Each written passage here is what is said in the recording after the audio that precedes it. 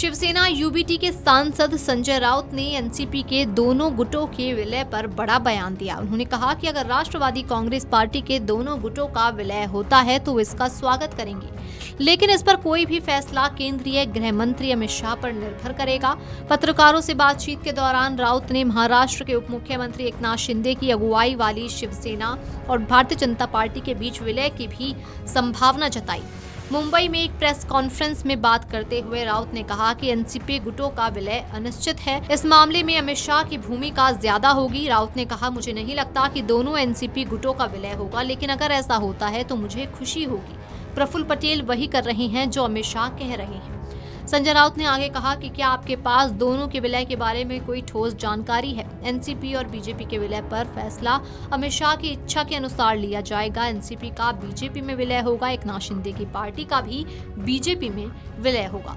इससे पहले 4 फरवरी को एनसीपी शरद पवार गुट के प्रमुख शरद पवार ने साफ किया था कि दोनों गुटों के संभावित विलय पर अजीत पवार और जयंत पाटिल के बीच चर्चा हुई थी। उन्होंने बताया था कि इसमें महाराष्ट्र के मुख्यमंत्री देवेंद्र फडणवीस शामिल नहीं थे। बारामती में एक प्रेस कार्यक्रम में पवार ने कहा कि मुझे खुशी है कि सुनेत्रा पवार ने उप मुख्यमंत्री पद की शपथ ली। विलय की चर्चा अजीत पवार और जयंत पाटिल के बीच हुई थी। सीएम फडणवीस बातचीत में शामिल नहीं थे। उन्हें इस बारे में बोलने पर कोई अधिकार नहीं है। 31 जनवरी को वरिष्ठ नेता जयंत पाटिल ने खुलासा किया था कि पार्टी ने विलय की बातचीत इसलिए की क्योंकि दिवंगत अजीत पवार एकता पर जोर दे रहे थे। उन्होंने कहा था कि चर्चा को आगे बढ़ाने से पहले उन्होंने पार्टी के सभी सदस्यों की सहमति ली थी।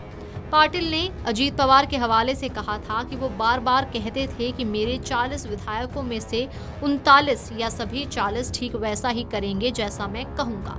1 या 2 यहाँ वहाँ राय व्यक्त कर सकते हैं, लेकिन कोई भी मेरे से अलग स्टैंड नहीं लेगा। गौरतलब है कि 66 वर्षीय अजीत पवार का 28 जनवरी की सुबह निधन हो गया था। पुणे जिले के बारामती हवाई अड्डे पर उतरने की कोशिश करते समय उनका विमान दुर्घटनाग्रस्त हो गया। महाराष्ट्र के पूर्व मुख्यमंत्री अजीत पवार के विमान हादसे को लेकर सियासी घमासान भी लगातार तेज है। वहीं 2 दिन पहले शिवसेना यूबीटी के सांसद संजय राउत ने जांच पर भी सवाल उठाए थे। उन्होंने एनसीपी एसपी विधायक रोहित पवार के षड्यंत्र और तोड़फोड़ के आरोपों का भी समर्थन किया था। पत्रकारों से बात करते हुए संजय राउत ने केंद्र और राज्य की जांच एजेंसियों को घेरते हुए कहा, इस राज्य और देश की जांच एजेंसियां समझौता कर चुकी हैं। चाहे ईडी हो, सीबीआई हो, आईबी हो या राज्य पुलिस, जनता का इन पर से भरोसा उठ चुका है। उन्होंने कहा कि इस केंद्र सरकार के समय में बड़े मामलों की निष्पक्ष जांच नहीं होती। सरकार अपने लोगों को बचाने के लिए जांच में पक्षपात करती है। Video desk amarujala.com।